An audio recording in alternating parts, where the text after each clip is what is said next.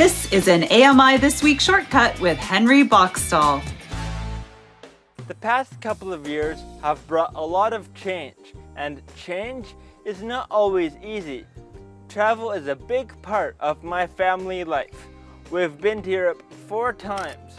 We drove across Canada and even went to the Dominican Republic. But when the pandemic hit, we had to take a hard pivot and stay closer to home. Suddenly, we were at home all the time, and now I was like, what now? My life came to an abrupt stop, and I had to adapt new routines. Zoom became a big part of my life. My school went on Zoom. I worked with my life coach on Zoom. I was even able to continue my martial arts on Zoom.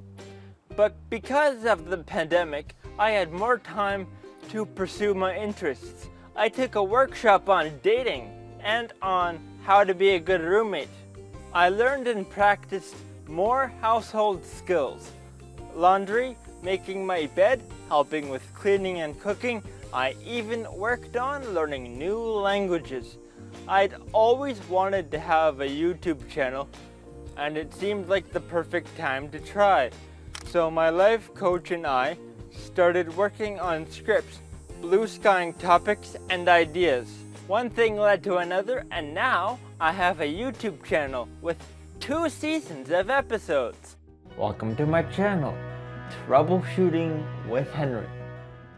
I've learned so much about how to create content and how to interview people. Another really cool thing I did with my dad was a 1,200-kilometer virtual hike across Spain. We kept track of our daily progress on a map and visited many places along the way by going on Google Earth. We even checked out hotels that we could stay at. I created a garden with my parents.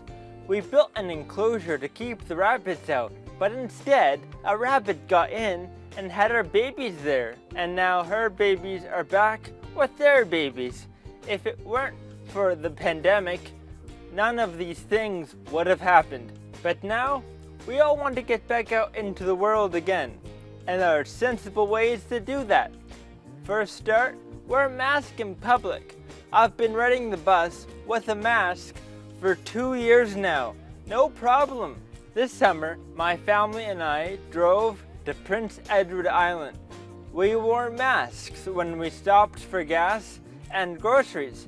That was no problem either. We still enjoyed the open road and the thrill of traveling. So if you haven't yet, get vaccinated and boosted.